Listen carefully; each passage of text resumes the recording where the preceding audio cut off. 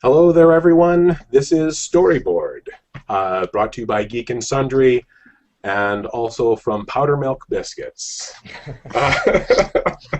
The Today's topic is going to be role-playing and storytelling. And with me to discuss this topic, we have some lovely guests, our first ever 4-guest episode, so we are extra action-packed today. And I will ask everyone to briefly introduce themselves and kind of talk about very briefly, what their experiences with role-playing, and we are all novelists as well, so you can mention that too, and that'll be our launching point for the discussion. So maybe we'll start over here with Saladin. Hi, I'm Saladin Ahmed. I'm the author of Throne of the Crescent Moon, which came out a few months ago. It's a adventure fantasy novel that's very much based in my kind of lifelong love for Dungeons and Dragons in particular, actually, and is a sort of fusing of that with my kind of Arab and Arab American heritage, and the sort of melding of geek influence and role-playing influence into some sort of more literary bits and pieces. And so really in my short stories as well, I've throughout my short career been kind of fusing a lot of stuff that came from RPGs into my fiction. So I'm looking forward to talking with everyone about that. Okay. Peter? Hi, I'm Peter V. Brett, author of the Demon Cycle series from Del Rey Books. The Warded Man, The Desert Spear, and in February, The Daylight War will be the third book. I come from a lifetime of playing Dungeons and Dragons and reading comic books, and so really I'm steeped in this. I'm also the evil mastermind behind the Author D&D game from Confusion, which we'll probably be talking about at some point during this chat. And I'm very excited about this particular storyboard because I've read all of the authors here and actually really love everyone's work. So this is a fantastic opportunity. I just read Saladin's book over the summer, and he's right. Like it was just like all those like D&D books that I used to read in college, so the Forgotten Realms books and everything. And like you really did a good job of catching that feel. So like it was a great book. Everyone knows who the rest of you are. Naomi? Hi, I'm Naomi Novik. I'm the author of the Temeraire series, and just finishing up book 8, Blood of Tyrants, right now. And for me, I grew up doing the D&D thing, mostly torturing my little sister and various other friends who were really not into it, into campaigns where I essentially compensated them by having them kill giant red dragons and haul away hordes of treasure.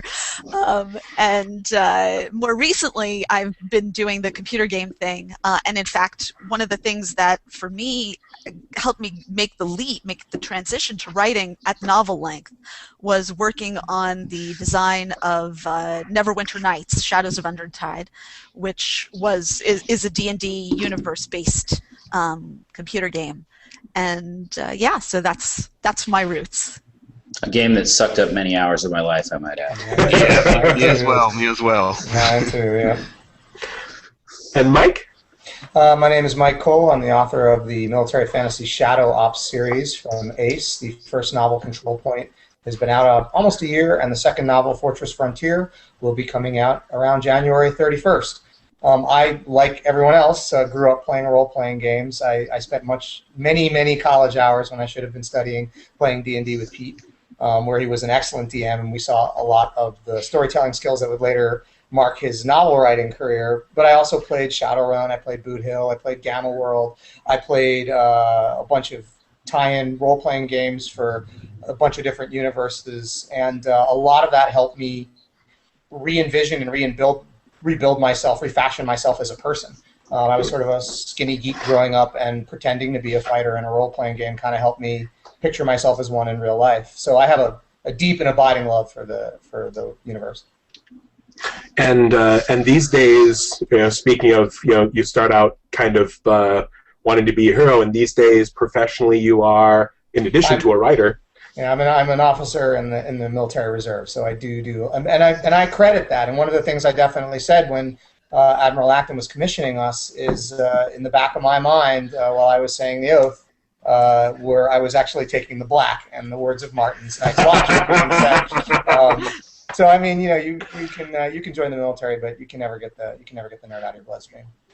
I think that's really nice to bring up specifically because a lot of people play D&D or whatever back in the day, and the assumption is that these people grow up to be computer programmers and sysadmins and fast food workers and sociopaths and I like your spectrum here. or that they never grow up, or that they always stay in their parents' basement, or if they're lucky they become fantasy authors. But that's really one of those weird cultural myths. Like my dad was surprised when we met with his oncologist, and after the business of the meeting was done, we talked about comic books, and afterwards my dad said, he's really great at his job, but I never would have thought that, and he didn't want to say he was one of that professional facade. Right. But that's just it. For those of us that kind of work in this world, everybody's like, you say, oh, I used to play D&D. Everyone's like, yeah. But I think it's because we're free to talk about it, whereas I think so many other people grew up playing D&D and these video games and being geeks and playing Infocom and reading comics, and now they're doctors and lawyers and businessmen. It's just that they don't wear shirts that say it on the outside. We are not fringe folks. We are actually the mainstream, but folks don't talk about it. Well, especially nowadays with computer games really bringing role-playing hugely into the mainstream. It's something that every kid is doing, I think, to some extent now.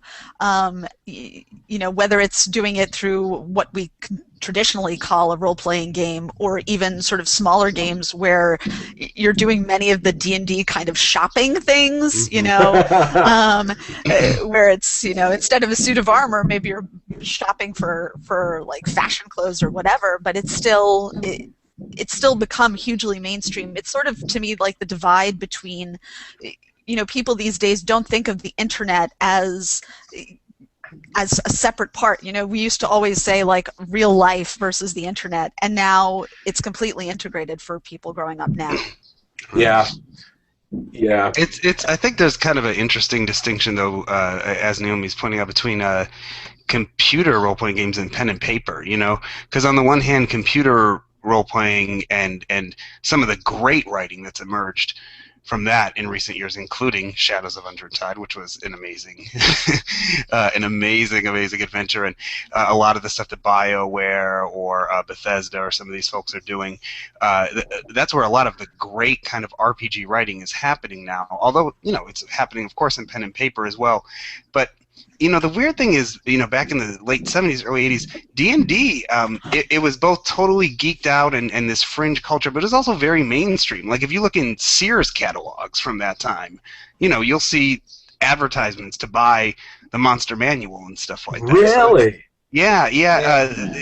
This columnist, James Malazewski, who does this column on old school D&D, has kind of charted this, kind of the rise and fall of D&D's popularity. And when he kind of points out just how popular it was at a certain point, like when Mazes and Monsters came out and there was the big D&D panic, it's kind of wild, because I think in a way computer gaming has taken that popularity from pen and paper, in fact. Yeah. I think there's a few reasons for that. One is that video games provide a cinematic overtone that people are familiar with from motion pictures. And I think that makes a big difference in terms of making it accessible. And the other thing that computer games do is that when you play a role-playing game, there's a lot of infrastructure. You need pens, you need paper, you need rule books, you need to be calculating points. If you guys remember the old Traveler game, This is a space adventure game. I mean, there was like some complex formulas that you needed. You need a protractor to play travel. Yeah, and you needed to do all the math like right on the site. You couldn't have something do all the math for you. Right, and now the computer will do it for you. And I think that those things combined with a lot of, again, big pushes from Hollywood and success in Hollywood in terms of superhero movies and genre-style films has really helped sort of bridge that gap. Because I do remember the D&D panic, and I do remember when people assumed I was a Satanist because I played Dungeons and Dragons. Right. And I do remember that attitude. Like, I didn't think you were one of them. Well, that's fine. Some of my best friends play D&D. I'm not a D&Dist. Yeah. You know. I don't know. I never was accused of being a Satanist. I mean, I was worried I would never get a girlfriend, but like, I do remember there was a transition from, like, Mike and I used to play a lot of D&D in college. And that was second edition, but as it transitioned to 2.5, they started coming out with computer programs that would help you along, like do a lot of the calculations for you. And so I remember there was a point right before life got too busy to play D&D regularly, where I would have a laptop there that would be doing a lot of the calculations for me and spare everybody the math and like arguments over, like, you know, does the +1 count for this or that, or like forgetting your dexterity bonus or whatever, because it was all programmed in.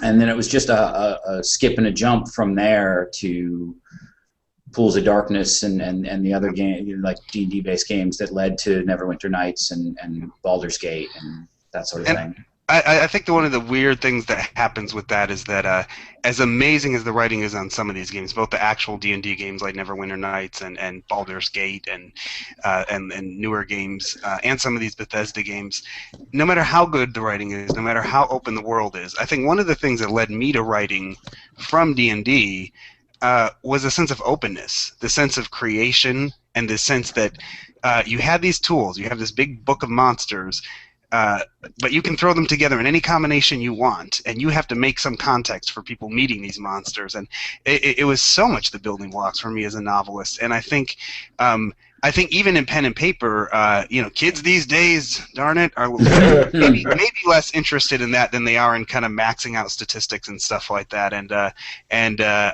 I'm probably wrong in just being a crabby old man, but that's what it looks like from my seat high in the Muppet. Yeah, I think there's a little crabby old man there, because, like, let's not kid around and pretend that we weren't all min-maxing our characters like back when it was pen and paper. Even in the old D&D manuals, there's like a little section in the DM guide for, like, you may have characters who are what's called a rules lawyer, and will try and constantly and you know, and there's sections about preventing your players from min-maxing and we all did it. Even when we played the Author D&D game last year, Brent Weeks did a wonderful write-up of the game, and what he said was, like, we all sat down, and he was like, so we're not all going to just racially min-max our characters, right?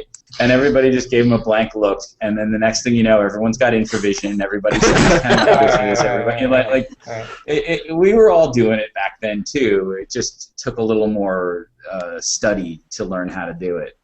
Well, and I think that was part of the game, really, where it was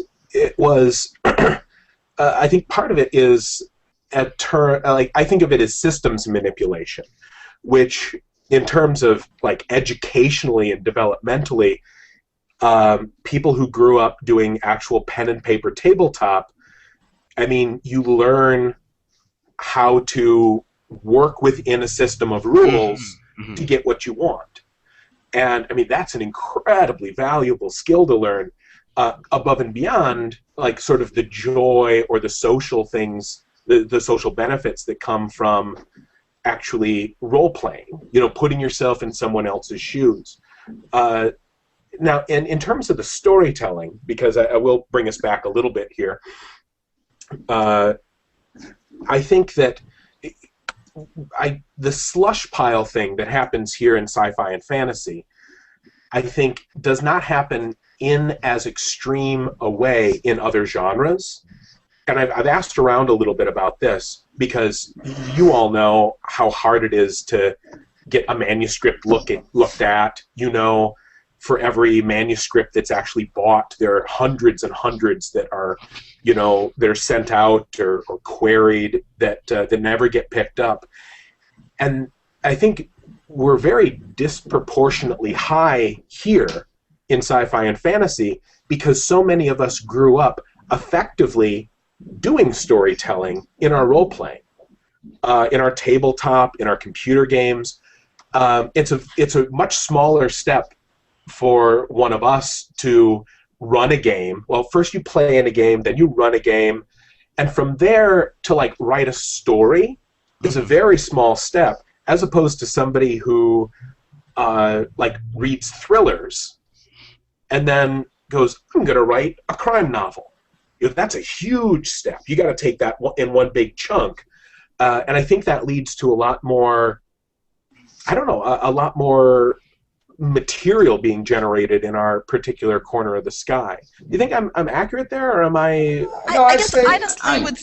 Sorry, I was just going to say that I think, for instance, romance almost certainly has bigger slush piles than fantasy and sci-fi. But I think probably for some of the same reasons that you're talking about, Pat, which is a sense of sort of accessibility, the sense that this is. Of being invited into play, and that's part of what role-playing and tabletop game-playing do invite you to do. And because of just the sheer breadth of the romance genre and how closely connected it is to things like soap operas and just a general sense of, I think for a lot of women in particular, the sense of being invited in to imagine, to have that kind of fantasy, that it's very much a similar process going on that does produce the slush piling size, that does make people feel, which in fact I think is wonderfully positive, that they can insert themselves into the story, that they can dare to imagine themselves as the author of the story. I think the other question to ask is why is that I think that writers tend to be readers. So I think what you have is a very, very heavy reading population that plays D&D. And I think trying to get to the bottom of that would be the most productive answer. And I don't really have an answer. Why? Because you clearly have a lot on the romance end, why romance writers would be heavy readers. I do know that, at least when I was growing up playing D&D, that there wasn't a lot of sporting going on in my social circle, and that I knew that a lot of people had a lot of time taken up by sports practice and being involved in helping their teams win, and possibly that's one thing, that a different way in which time was allocated growing up. I'm just throwing ideas off the top of my head, but I do think that you will find a correlation between people who write and people who read. Yeah. I'm sorry, I forgot to give my street cred here in terms of what I used to do. I actually end up I get to come in on the bottom rung, where growing up I heard about D&D in the 5th grade because some kids were playing it and it sounded like something that was kind of awesome. And I wasn't cool enough to play with them. So I was the kid who wasn't cool enough to play with the kids that played D&D. And so I ended up stumbling onto the books, and then I found the books and I got some solo adventures and I put together, here, I get to show off my secret shame if I can figure out the mechanics for it. I found the map that I drew for the first computer game that I tried to write. Because if you can't play D&D with other people, you want to create a game that other people want to play. And it's not going to let me. It's not going to let me bring it up here. But now, do you guys think? And Saladin has already mentioned this. Do you guys think that your experience with running games? Did we all run games? I'm assuming. I know Mike and Saladin are great GMs because we experienced that out at Confusion when we put together the D&D video. But Naomi, did you used to run as well, or were you mostly a player? No, well, in fact, for a long time I had to run because I was basically the driving force behind everybody around me playing. In college, I ended up playing a lot more because it was the first time that I actually had a chance to play as opposed to run. But I did sort of, working on the computer game, when you're designing the actual gameplay, when you're designing the storyline, it's effectively running the game for the players. In fact, that brings a whole host of challenges because you're designing for players that you don't know, who may do who you know, in fact, are going to not just be rule lawyers, they're going to deliberately try to break all your rules and your entire system. Yeah. But from there, I do think that it was a very natural impulse to be, wow, I love creating this experience. I'd like to create to be completely in control of the experience as you are in a novel. I mean, obviously, as much as you can be with interaction with the other person. So what tricks have we? Oh, no, go ahead. Sorry, I got kicked out. I had to load back in. I think we still have aftermath from the hurricane that's messing with my reception. So I was just going to say, like, certainly being a DM informed my writing far more than I ever could have imagined it would. I think, as Naomi was just saying, like I never worked from modules. I would always write my own story. Like, I would take, like, the Forgotten Realms map and, like, pick a place that no one else had ever done a module in or something, and write a story in that area and plot out every single character, every single person sitting in the inn, like, had a character sheet in my little notebook. And then you would try and get your players to follow a certain path, and like, that involved talking to the innkeeper. But you know what? They just want to kill the innkeeper and get his I did it many times in Pete's game. Yeah, and I think that like the players would deliberately do that to mess with the DM, and that, on one hand, it was really frustrating, but on the other hand, it reminds you that as a writer, you're an entertainer. And you can't just expect the reader or your players to go along with whatever you want them to go along with. You have to keep it exciting. You have to keep agile enough to shift gears if something isn't working. And I think that that's an important skill in storytelling too, because sometimes you'll be writing a scene and you love the scene because you're into it and you understand what's going on with it, but like, it's freaking boring for the readers because they don't give a crap about that level of your magic system, or they don't really care about the backstory of this random character, and you have to cut that out and rejigger it to make it compelling and entertaining. And I think that kind of live feedback that I got from DMing directly, it was a real reminder of that has informed my writing greatly since. Yeah, I think you start doing that. You start running games because you think it'll be cool to run games, and you want to tell the story. And I think eventually you come to the realization that you have to give your players what they want in some ways if it's going to be a really good story. And I think most authors make that same trip, at some point in their writing career, usually before anything gets published. You learn to take care of your audience. Well, I think one of the things that's kind of neat about the way role-playing teaches you to write, as it were, to create, is working within limits and working with conventions, and I mean, part of it is keeping your audience or your players entertained, I guess, but part of it is also sort of being as imaginative as you can while still sort of like agreeing to certain limits or certain rules, I guess. We're all here on this panel fantasy writers, and there are certain conventions you do or don't follow, no matter how groundbreaking you think your fantasy is. You make choices because of readerly expectations, and you don't have Iron Man suddenly show up in the middle of a D&D campaign, right? And because that would be a violation. Why is that? Because you've all agreed to kind of imagine together, but according to certain rules. And I think that's really valuable when you're writing fantasy. A lot of kind of more literary writers kind of kind of make fun of the rulesy aspects of fantasy, things like magic systems and stuff. But I think that it's like a sonnet. It's like being super creative, but agreeing to kind of boundaries to that creativity. And it's the way that transitions from role playing to writing is really has been awesome for me. Those rules are really important, because without those rules, you can't hold characters at risk, and you can't make the audience really worry for them.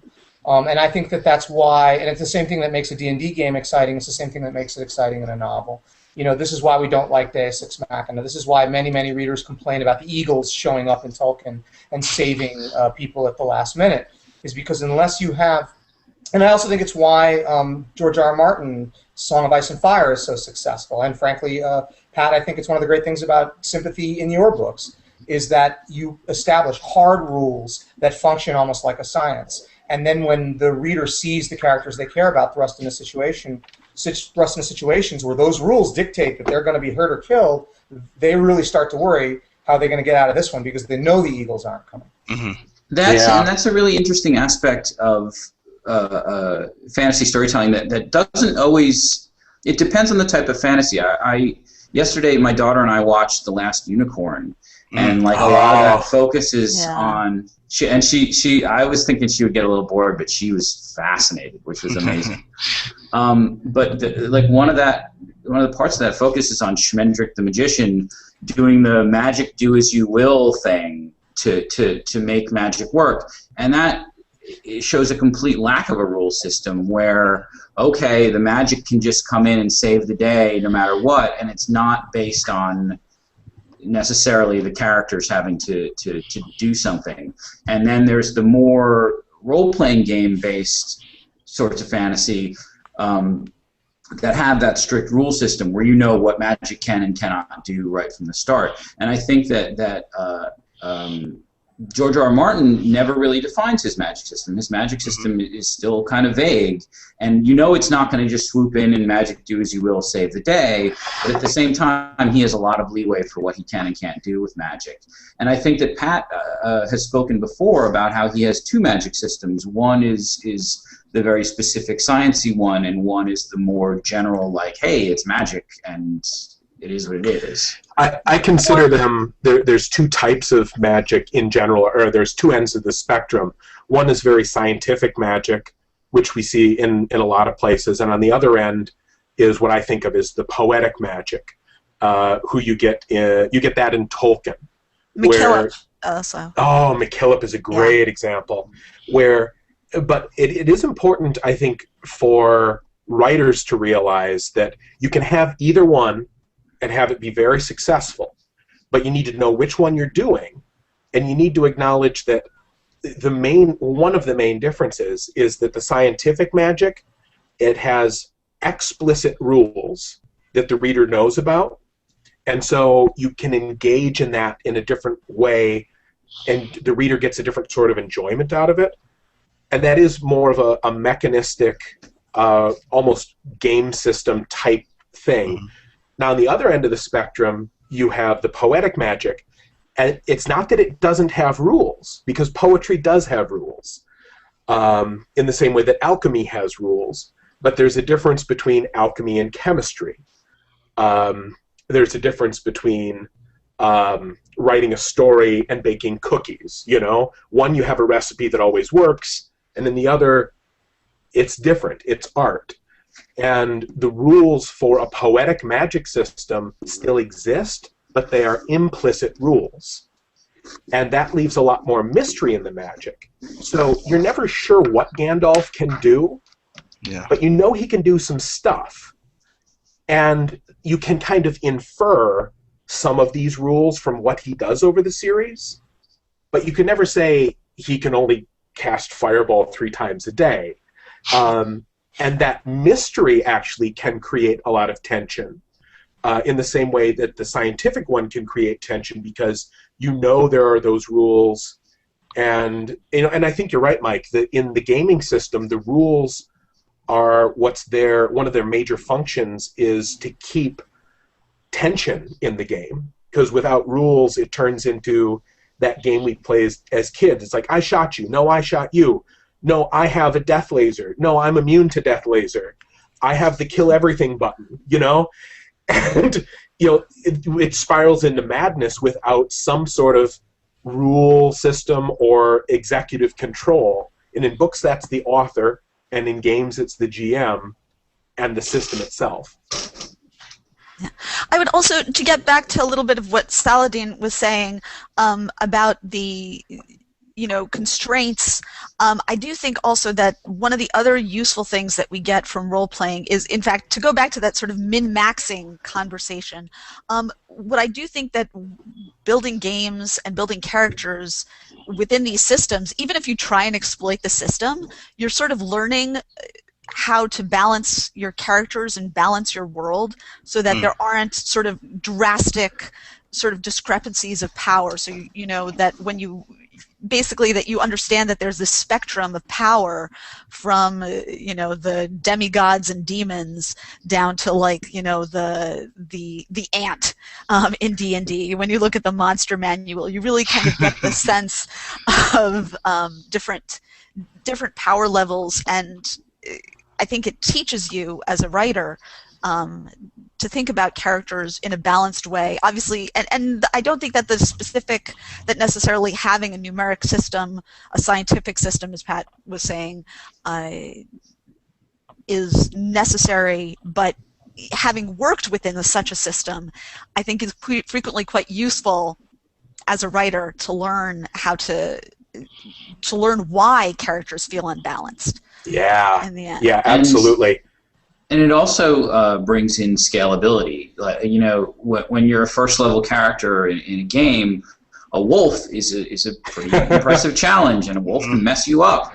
But then, like, once your characters have leveled up a bit, like, you can have all the wolves in the world, and they'll just, you know, an army of kobolds can't take out a 10th level fighter no matter what they do.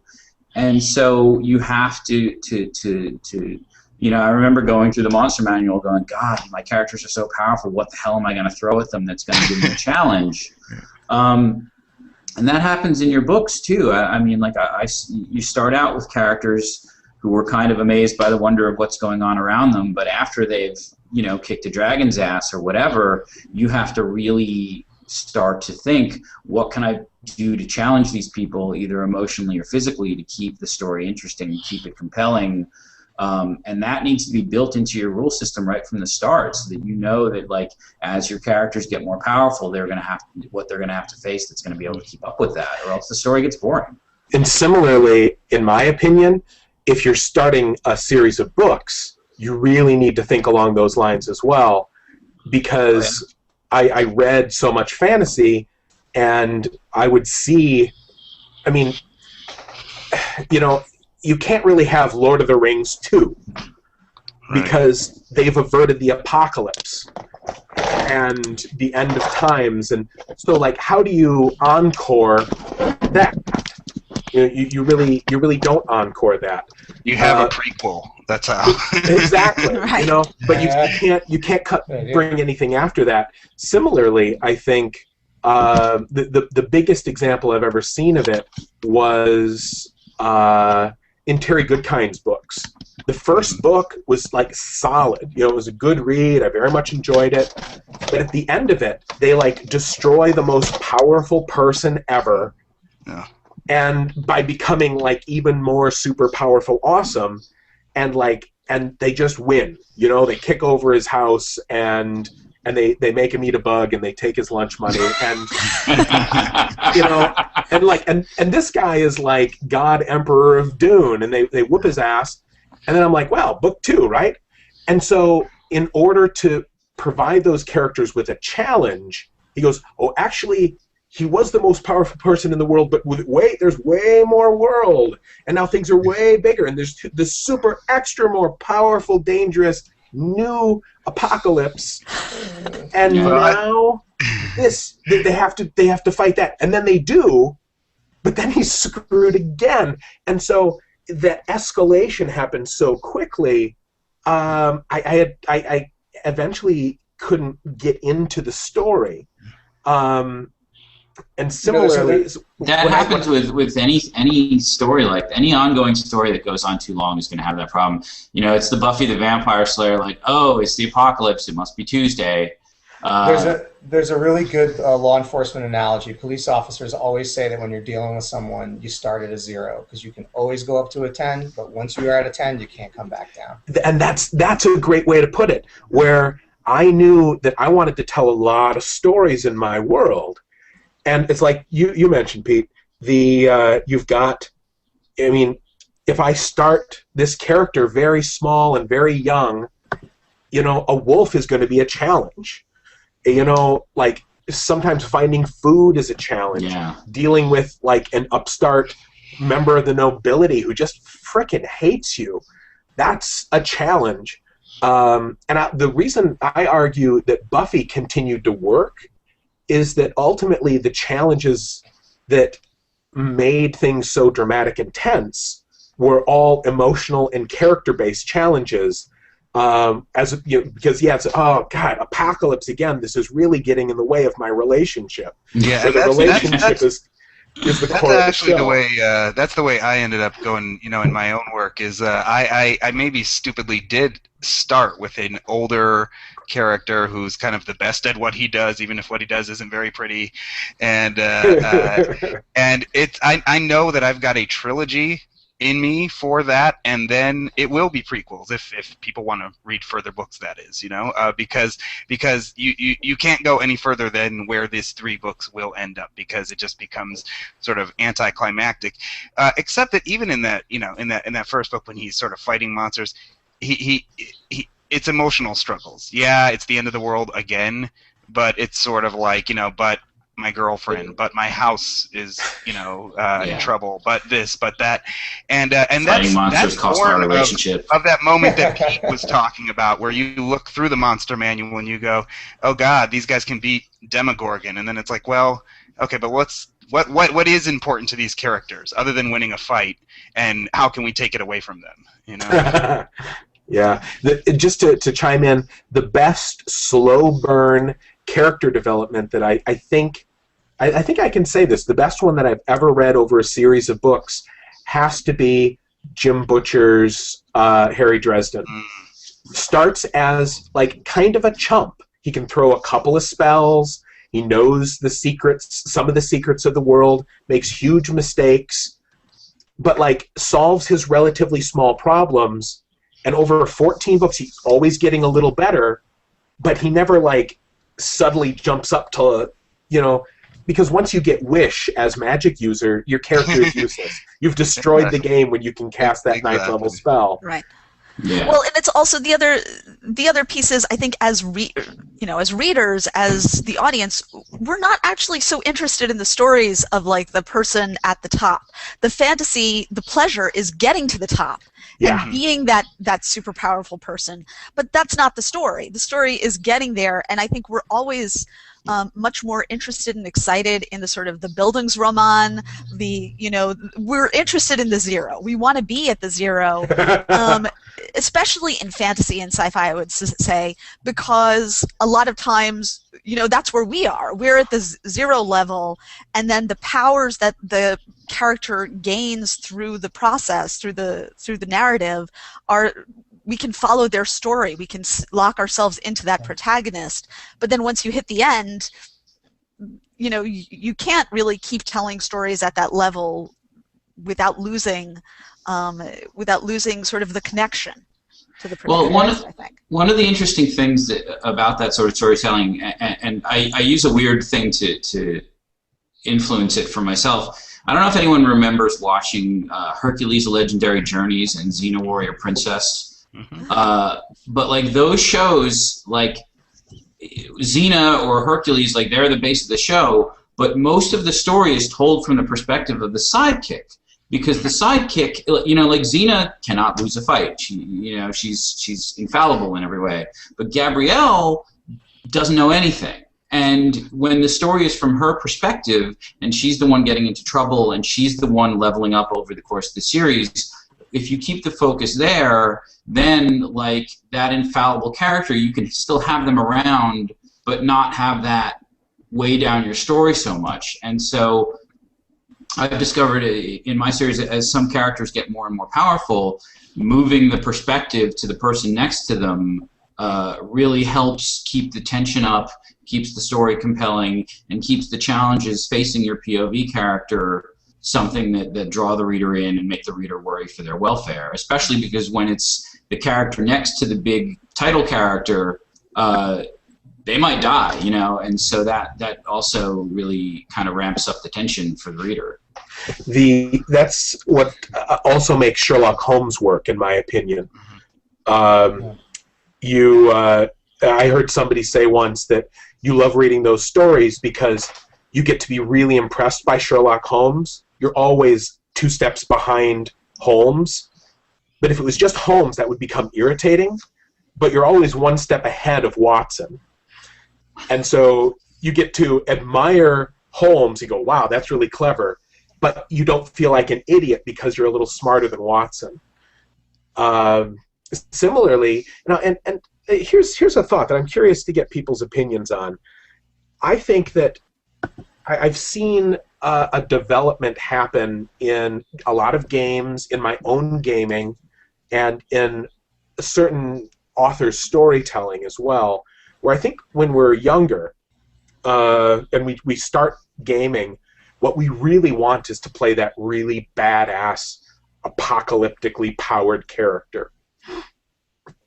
And you know, so that's what we really are going for. We want to be able to kick ass off anyone if we want to.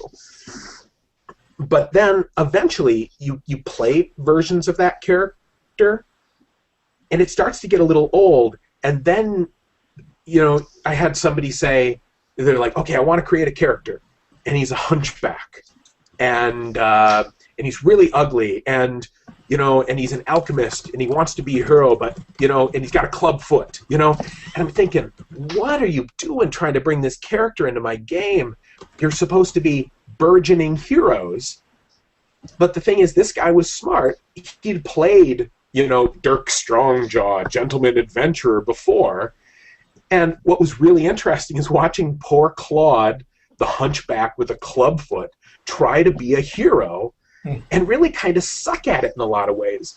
And that was a great character that you would never start off playing, but sort of like as your tastes evolve in role-playing and storytelling, you realize what Naomi said, that it's that 0 to 1 that ends up being really interesting in the storytelling.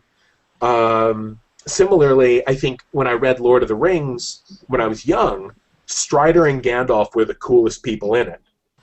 And when I read it now, Sam and like Pippin and Frodo are the most interesting people in it. Because my tastes as a consumer of stories isn't just like, wow, Strider is a badass, Gandalf does magic. No, I'm like, wow, Sam is really amazing as a character. Yeah.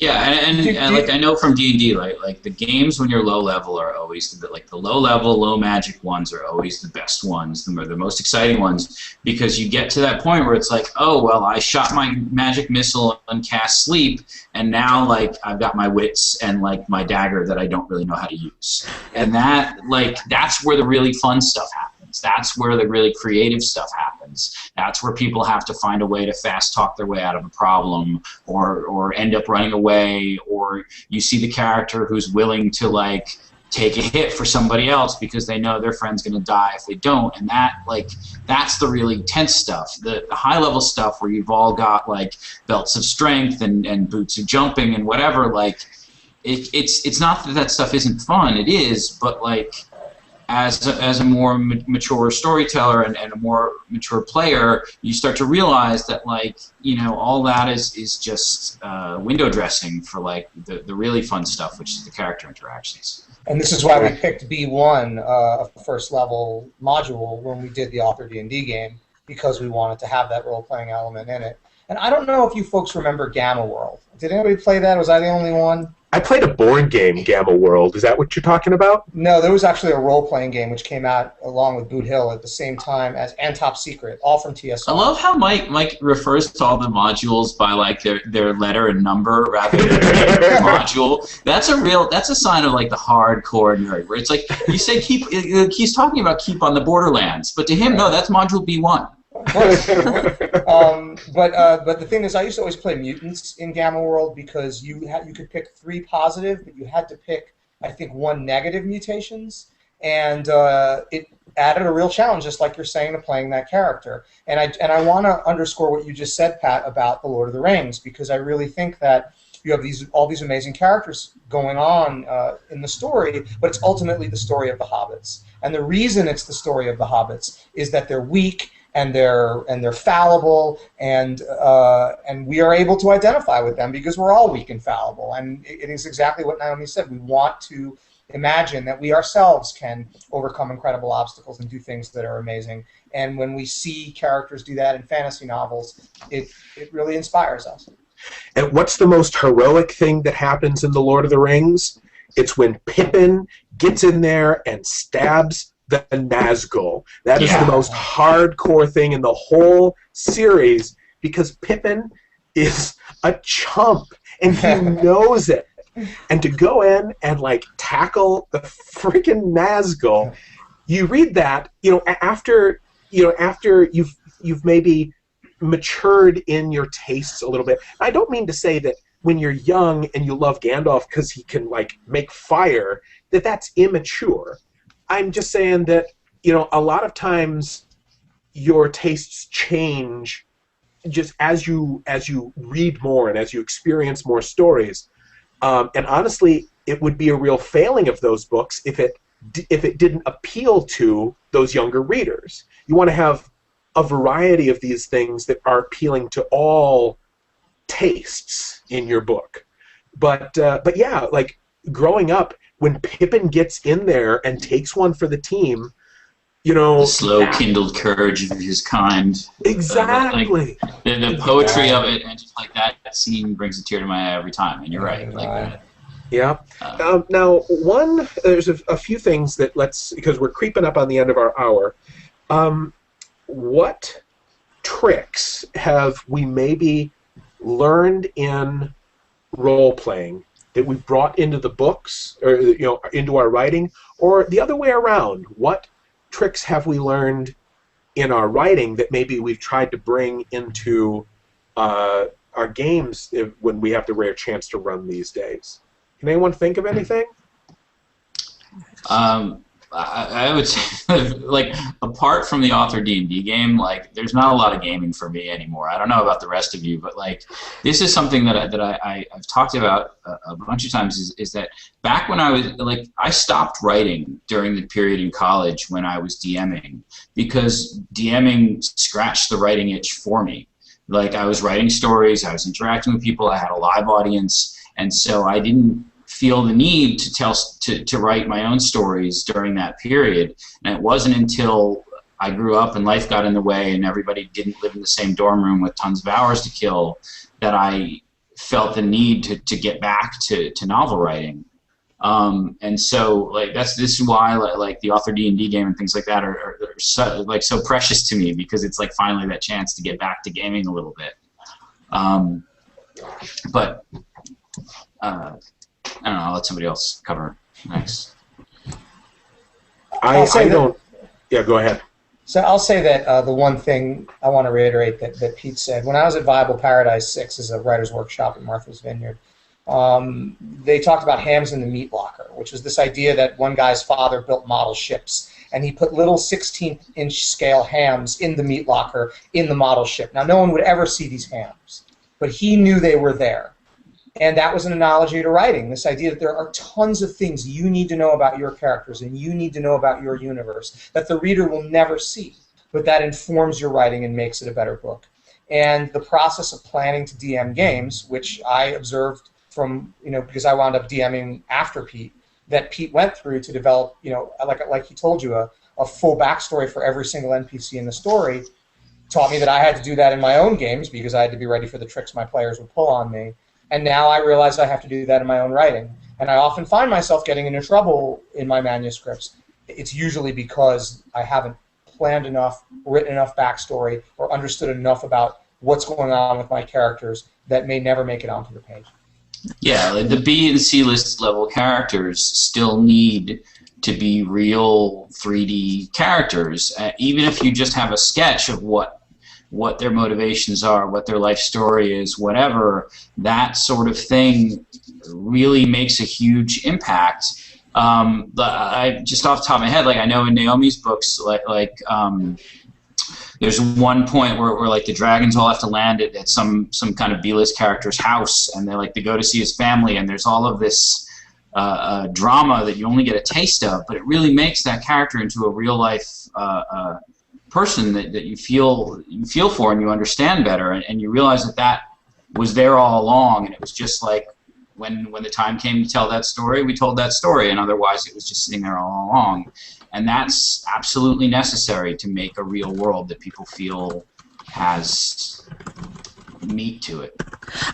You know what I would say, the piece that I learned most from running games and participating in tabletop games is that every single person has is their protagonist, is the hero of their own story, and that as a writer is really critical to remember when you're writing people other than your main protagonist. They have to remember that their motivations, they're not motivated by the desire to help the character.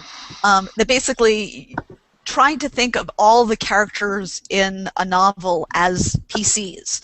And in terms of, as the person, effectively as the DM of the game, when I'm writing the narrative, making sure that I've written the story in such a way that that everybody's acting according to their nature, and that there's room for different people to play in different ways in a campaign, that basically different characters accomplish the actions that you need for the plot, but not in an organic way, that they're serving themselves and not serving your protagonist. Yeah. An anti-lesson that I learned, when you're running a game for several characters and you're running a character-centered game, because I think there is, in the same way that you have plot and character-centered novels, you can have plot or character-centered games. And I run a very character-centered game. I love starting at 0 or maybe at -1, and then those characters grow and mature and have transformative events and become heroes. But when I'm running that game, everyone has their own story arc, their own character arc, their own challenges, and they each get their moment in the sun, or their moment on stage. And that works great in a game if you can pull it off. But in a book, I've had that backfire on me in terms of a few stories, because you really need like a protagonist most times. Unless you're doing something really pretty complex, I think you can screw yourself by not realizing what your story is and who your protagonist is, or maybe 2, right? Maybe 3. And once you really develop your craft, if you're a George Martin, then you can do these multiple protagonist, very tangled point of view stories and pull it off. But that's level 15 stuff. You don't jump into the game like that. And I did find... Or you do and you feel like you're drowning for a while. Here, I just wanted to... can people see? Yeah, it's awesome. Oh, dude. This is trip down memory lane. I designed this. Yes. You see, I had to tape it together in the middle, and this was for a computer game that I was writing in BASIC. And like in each different room, there was something going on, a little puzzle you had to solve, and I even used some of the old D&D symbols that were in the character books. So I must have done this back in the 6th grade, before that, maybe 5th grade. And I wrote like literally 10, 12, 15 pages worth of oh boy, I don't know how to get my real picture back. There you go. 15 pages worth of basic computer program trying to code it and type in all the descriptions and everything. That was probably my first genuine attempt at storytelling. It didn't start with little stories. It started with trying to write that game. We have a few questions that have queued up here. Now, Naomi, I know that you... Yes, I probably need to drop out. Okay.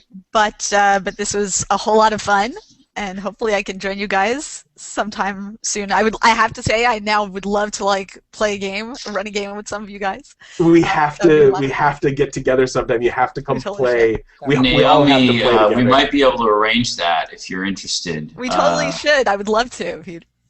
All right, I'll get in touch with you awesome. soon. Okay. All right, guys. Take care. All right. Thanks so much for coming. Thanks. Yeah, Naomi, so everyone knows, she was lovely enough to fit us into her tight schedule. Her sitter is scheduled to leave right now, but I think we still have some good stuff to talk about. Are you guys willing to hang around a little bit longer? Yeah, sure. Cool.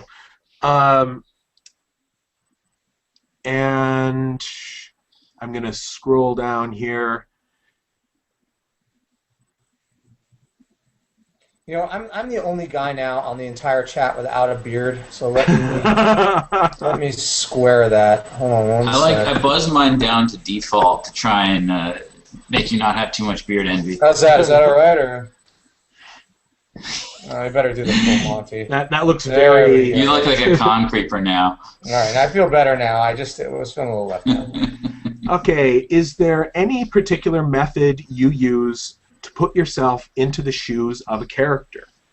That's an interesting question on both ends in terms of role-playing and in terms of writing. How about you, Saladin?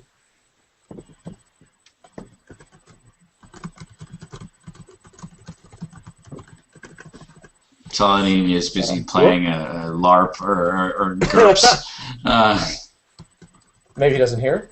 Or maybe, I think we can't hear him. We're not getting any sound out of it. Yeah, we're not getting any sound. Interesting. Okay. Maybe if you hop out and come back, because we were getting sound from you before. Nothing. No, we're not hearing it. Sorry. Why don't we toss the question to Mike or something while Saladin backs out and gets back in? I have the opposite problem, and that is my biggest problem both in role-playing games and in my writing is author intrusion. It's not that I put myself in the shoes of my characters. I put myself too much in the shoe of my character, where my persona intrudes upon it. I have to really, really look out for what a character is thinking to make sure that my own voice isn't coming through. And I did that very well and very effectively when I first started role-playing. And I think I mentioned this before, that when I first started out, I was a really scrawny, small kid. And I always picked fighters and paladins for that express purpose of trying to pull myself out of myself and to make myself someone else. But so it's sort of it's an end run around the question. It's an opposite answer to the question. I'm always trying to think of whose voice is this when I'm writing and when I'm playing role-playing games. And we have Saladin back. Can we speak, Saladin? Can we hear you? Can we hear you? He's not up on my screen yet. I don't know about you guys. Chatting at him. Okay.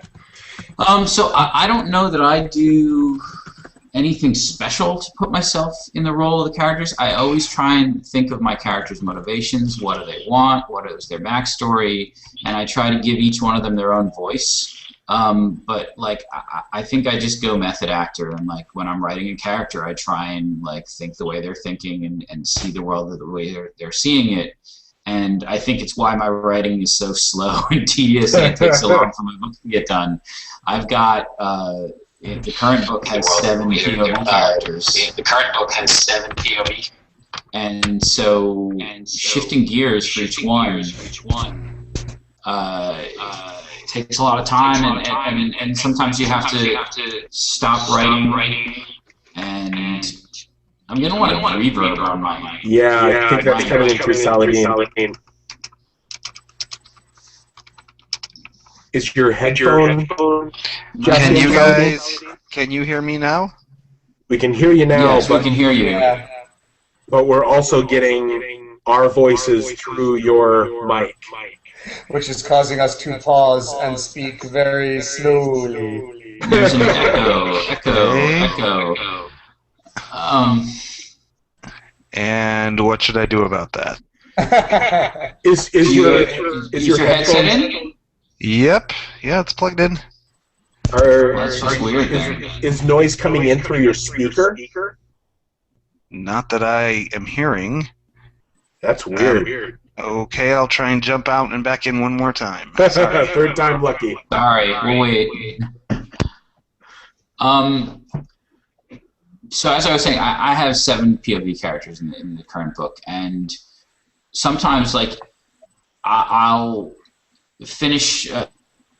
Oh man! And then there were 2. It's the Pat and Mike show. Oh no. Well, I will say this while we wait for them to come back on. You had brought up Harry Dresden before. Yeah. And you like this idea of a continuing developing protagonist across a lot of books. And I think that that's something that a lot of people expect. But one of the things I've always enjoyed about Pete's books, about George R.R. Martin's books, about Joe Abercrombie's books, is that ensemble cast and is that range of characters developing throughout a story, which is the same thing we get from the party effect in D&D. And when I wrote Control Point, the first book in my series, the main character is the protagonist is a soldier named Oscar Britton. And I got a lot of questions from people who enjoyed that book saying, hey, I'm really looking forward to seeing what Oscar Britton does next. And I'm like, well, that's great, but he's not the protagonist of the next book. My goal was, he's a major character, but he's not the protagonist. My goal was always to, I don't want it to be the Oscar Britton files. I wanted it to be something that evolved across an ensemble cast because, frankly, I think that range of points of view can appeal to a wider range of people, and it's more interesting. Hey, Pete, are you back? Can you see us and hear us? Yeah. I don't everything just froze up on me. I don't know what. I assume that I cut off mid conversation. We can blame anything we want on the hurricane at this point. To explain away the to also add to the Harry Dresden comment. I just recently read a book that knocked me over with how much I liked it. Sandman Slim. Has anyone else read that? No. I got a free copy of it at Comic-Con. I haven't read it yet. It is amazingly good. I'm gooey. I can't shut up about how much I enjoyed this book. But what's really interesting to me, and it really contradicts what some of what we've been talking about, or at least what I've been saying, where you like that low-level character and you love that progress, where the main character is urban fantasy, first-person point of view, and this guy comes in, and he's a badass. There are bigger badasses in the world, but he does not start as a zero-level NPC and work his way up. He starts off, he comes into the game with some big mojo and some powerful stuff, and he's really hardcore, and I loved it. And I absolutely, at no point did I ever think, wow, this guy is really overpowered. I'm like, this is great. There's magic flying, and so just to do our usual caveat, when we make these broad generalizations here, we are very aware that there are broad generalizations, and there's exceptions to all of these rules. Those of you that might be writers out there viciously or vigorously taking notes, the rule is if it works, it works, and if it doesn't, then you need to find a different rule. Everybody's brain works differently and organizes these things differently, and the beauty of writing and the beauty of reading is that we're not all doing the same thing, and so whenever someone says there's a rule, you can find several examples of people who broke that rule and did great with it. And so sometimes we offer these guidelines as hey, this is a problem I encountered and this is how I solved it, and maybe that can help another writer, or maybe once they see the problem, they come up with their own solution that's just as good or better.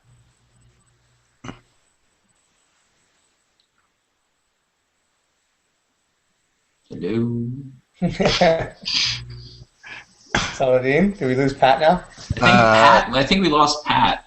Did we lose Pat? He looks frozen there. Yeah, Am I looks here You've been now? out for a few minutes, Saladin. You wanna jump in on how you what was the last question? How do you put yourself in the shoes of your characters in order to inform their individuality? Oh gosh, you can hear me now. Yes, we can hear you. Yes, you're doing fine. I spend a lot of time thinking about kind of what they're afraid of and what they need. And I usually, in any given project I'm working on, I have one character that I sort of naturally identify with. And in my in my first novel, it's Adula, who's an old man, much older than me, but he's, I'm a grumpy old man at heart, and so I identify with that character. It's easy for me to write from that perspective. I didn't have to think about it. The character who's a teenage girl, I spent a lot of time sitting there thinking about what would she be afraid of? What would she need in this situation? What would she be afraid to ask for? What would she, those kinds of things. Vulnerabilities, I think, are the place where you really need to get being in somebody else's shoes right. It's easy to kind of capture somebody at their best because that's the face that people present to the world. But when you're writing a character alone in their own head and afraid, that's when you really have to know that character. And I don't doubt that I screwed some of that up with characters who are very different than me, but you had to try. It scares the crap out of me. I mean, I think the thing I've said before is that my biggest fear is that someone's going to come up to me and say, "Hey, your female characters are men with female names." Yep. The trick, one of the things, and I've said this lots of times before as well, is that one of the key things a writer has to have is empathy. They have to have an ability to put themselves in the skin of someone who's nothing like them and be able to convince people who do know what those people are like that they're doing it right. So, and we have Pat back. We're all going to drop out at some point here. We're going to have to debug this a little bit. I can't, because my system is fine and my picture is sharp. I don't know what's doing this. Yeah, these Hangouts are great, but the tech is still not perfect. We are pretty cutting edge here. This technology did not exist a year ago, and we're... Yeah. How dare we complain that this free service that we all changed our lives is not perfect? Yeah. I also think that a big piece of it is we are actually recording this. If this is Google Air, not just a Hangout. So, yeah. So one thing, like I know some of us other than me have some kids, so I'm going to indulge myself in one kid story. I limit myself to one. I tell stories with my little boy, and he'll ask me for a story. And it actually ends up being, it used to be I would just tell him a story, but what it's growing into, he's 3 now, and we actually have collaborative storytelling, which ultimately is what tabletop role-playing is, in my opinion. It's collaborative storytelling. It's not usually referred to in that way, and when I'm dealing with somebody, and I know if I say role-playing, they'll think I'm talking about D&D and therefore Satanism. I say... Does anyone actually think that anymore? I'm a little flinchy on this subject just because I felt very ghettoized as like a teen, and I am from the Midwest here, right? There are people still banning Harry Potter, so yeah, I'm sure there's somebody out there who... what do we call those people? That's right, idiots. Well, the other thing is, I've gone a road farther than some of y'all. I have LARPed as well. Ooh. Oh yeah, I was a competitive fighter in the SCA for years, and nerds out there will know that it is. I came very close to getting knighted in Atlanta before I gave it up, and gave it up, by the way, to focus more intensively on writing. And so, like, I have LARPed, and not just that, I have vampire LARPed. Right? Wow. See, it's like the only layer deeper than that. Furry. That's the only one below. Furry vampire Star Trek LARP would be below that. Right. But when people I go, yeah, I've got this thing this weekend. They go, what is it? I'm like, I don't want to have to explain Vampire LARP to them. I say, oh, it's kind of like improvisational storytelling, which is really what it is. It's improvisational collaborative storytelling, and this is what I do with my boy. And so I'll start to tell a story, and I started putting him in the stories, because he would want a story about Jungle Book, and because he watched the movie and he liked it, and so then he would say, I'm a man cub, I'm Mowgli, and so we'll put him in the story, which I think is very natural. That's that interactive process, and then he learned about magic, and so I would start to say, and then what do you do? And he goes, then I use my magic. And I go, oh, what does your magic do? And he goes, anything. He goes, I have magic in my body. He goes, I'll turn into a dragon. And at first, those were fun stories. But then, and what I realized is that if he could always do anything and always turn himself into a dragon or always turn somebody else into something else, there couldn't be any excitement in the story for him. And so, but that's where he started with, I can be a dragon, I can do this, I can turn all sorts of colors. At that very basic, I want to be very powerful in my story. And now I've kind of steered him away from that, and so now his magic can do a few specific things, and so he has to be clever about how he uses it in the story, because he knows he can only turn into one animal when he's out on an adventure. And in some ways, it makes for better stories, but in some ways, I feel a little bit bad because I've, in some ways, kind of curtailed his creativity. And I don't know, has anybody else had experience? Well, it's interesting. I mean, it's interesting that, that he likes to be Mowgli, because my daughter likes to be Mowgli a lot, too. She runs around in her underpants and talks about being the man cub. But I was thinking about that, it's fine, certainly at that age, if his magic can do everything, it's on you to come up with, oh, you're a dragon? Well, I'm a guy with a fire extinguisher, and, I put out your fire, and now what are you going to turn into? And keep it challenging so that he has to keep, just having the power to do anything is fine, but it's limited by your creativity. It's like Green Lantern.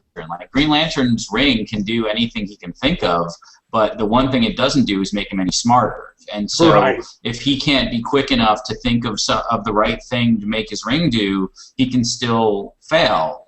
And when he's fighting somebody else who has the same power, then it's all right, which one of us can get more creative? You're going to make a giant chainsaw, I'm going to make a giant shield, and who can come up with something faster? So both things are good. I think that as Saladin was saying, it's like poetry. Having some rules to guide your storytelling is a challenging thing that's strong, but also having no rules, if you're willing to, I think, Pat, you're probably up to the challenge of keeping up with a 3-year-old in terms of a battle of wits for magic. I'm on top now, but I don't know how long that's going to last. Well, the day he beats you is good. It's like the day he beats his dad at wrestling or whatever. That's a good day for his son. How about you, Saladin? What sort of kid storytelling stuff do you guys have going on? Well, we do a lot of I guess playing with minis, as it were, Fisher-Price people and stuff. So, they really. My son's sort of into it. I have twins, for those who don't know, and they're just a couple months younger than your son, Pat, 2.5, and. My son is sort of he likes to play, sort of pretend things are happening, but my daughter is very into we just the other day actually set up all these different spaces in the living room and made up signs for this is the hospital, and it's this completely random assemblage of buildings that they like. So there's an ice cream store on top of a zoo next to a fire station, and they sort of like to act out with the little people, but then they do bring themselves into it too. Like the other day, I told them, oh, Grover's sick, and this little Grover figure. So I lay Grover on his back, and I say, oh, these guys are doctors. One of these doctors should go help him. And my daughter goes, I'm a doctor. And just goes and walks over and Grover and starts asking Grover questions about, does your tummy hurt, and and stuff like that. So it's really kind of neat seeing them involve themselves in a story as they tell it, but also kind of sort of separate reality from fantasy, but have fun with the fact that they don't quite understand the separation yet. It's a wild process to watch. That interaction between it, and ultimately it's all play. Ultimately, everything that we do is play, and our storytelling in our novels is a form of play. What we do as children, it's a form of play. What we do in tabletop is a ritualized type of play. But what's so fascinating for me is looking at, this relatively unencumbered child's view of what a story is and what play is, because they're obviously drawing from some movies and they understand some basic story structures, but they're coming at it from a different way. They're drawing from their own experience too. I mean, that's what it really reminds me of, is that everything we do as novelists, as gamers, it is a form of play. But what my kids remind me of is that, play and telling stories is how we make sense of our own experience. It's like my daughter comes up to me and she's got, a little action figure of a fireman, and she's like, this fireman's tired. He wants ice cream, and it's like, oh, I suspect someone other than the fireman is tired and wants ice cream, right? But it's like she's using this character to talk about what she's experiencing at that moment, and I think that any good writer, you channel your own kind of emotional history, and a reader loves when they come to a book and they encounter their own kind of internal landscape, and that's really what you do no matter what kind of story you're telling. It's all fuel for the fire.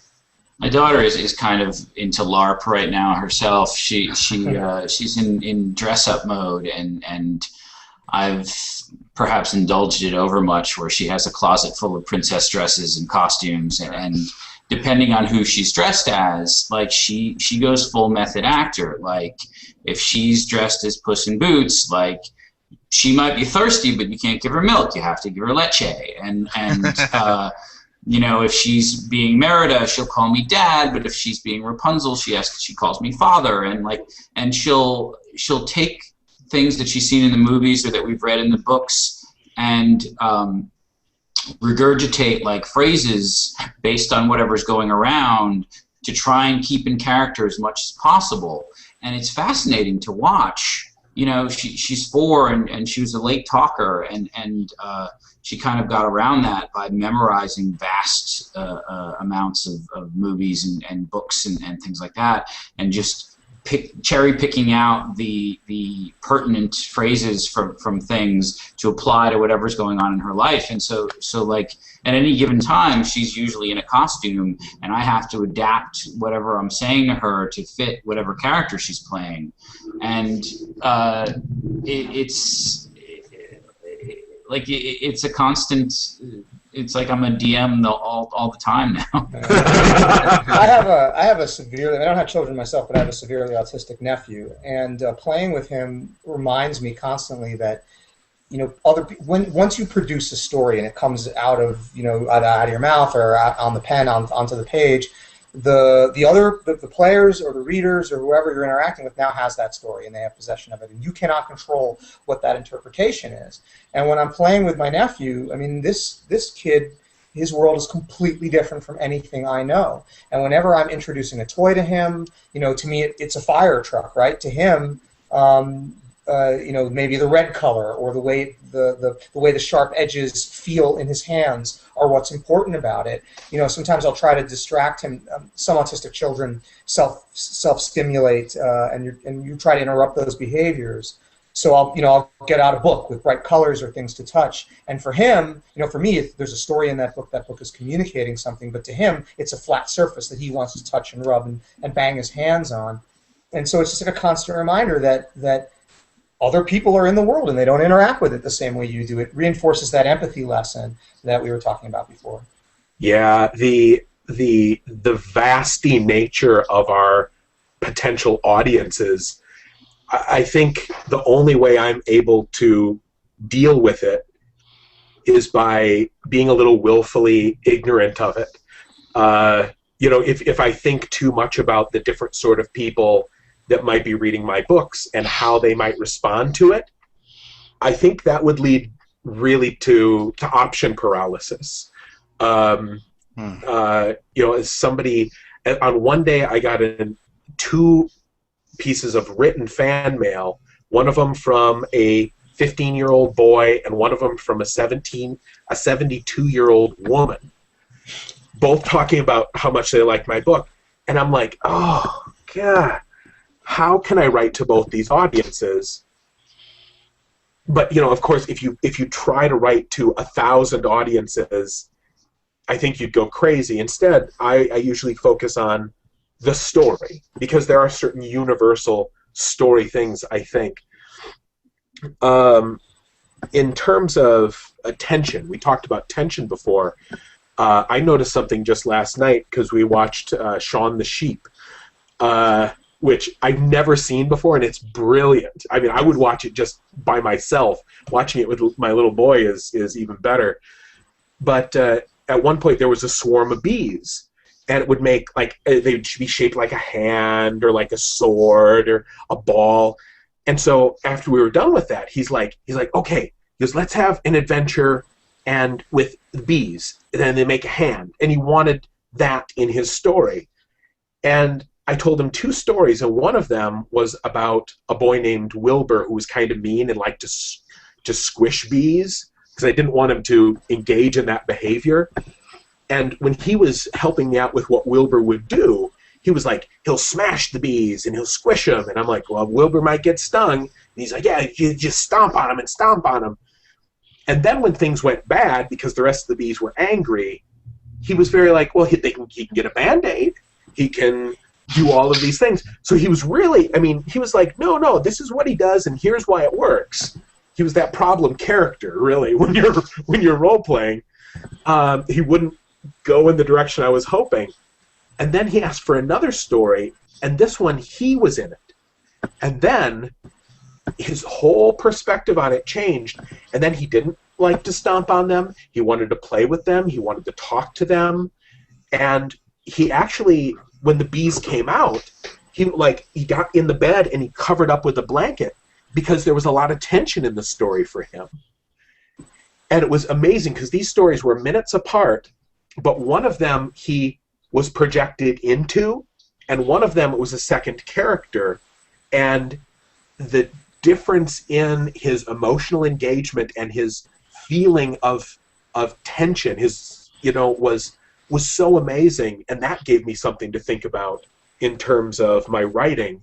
The more I can get the reader to project into the story, the more I can pull those emotional strings and manipulate them and be all supervillainy. Well, any last comments? We could do maybe 1 or 2 quick questions before we call it quits here. We've got some questions. Oh, wow, here's a good one. Does collaborative storytelling make stronger, more believable stories? And if so, why are there not more books with multiple authors? Ooh. I can lead off with that one. I'm trying to think of a single novel I've read that was a joint effort that really, really sung to me and stuck with me, and I honestly can't. And I also think that some of the big complaints I have with a lot of Hollywood movies, particularly ones that are adaptations of books that I love, I often find out that the storytellers had one vision, the writers of the projects had one vision, and then other people came in, film executives or whatever, and derailed it.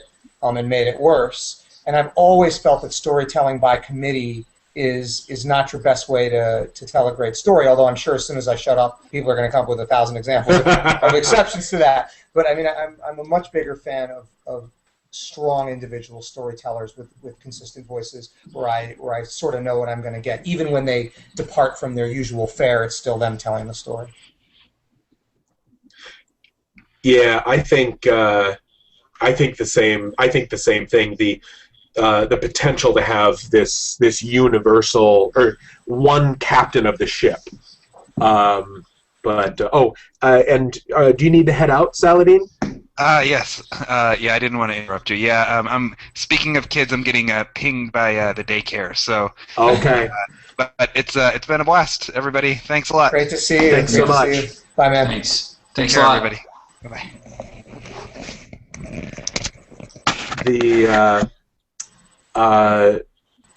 But yeah, I think, and I'm trying to think of the movies that I've liked best, and they're almost all written and directed by. You know, somebody had really tight authorial control. Yeah. Now, Weiss and Hickman, the Dragonlance books, I very much enjoyed, but that's been 20 years since I read them, so I don't know how I feel if I went back. Yeah, it's hard to see how that holds up. I was thinking the same thing with like Kate Novak and Jeff Grubb used to do. They used to write books for Forgotten Realms series, and those are pretty good. And then right now there's Jada Jones and Danielle Bennett, who did Have Mercy and that series for Del Rey, where they do like they write their books over email. They send them back and forth to each other, and they're constantly influencing the plot together.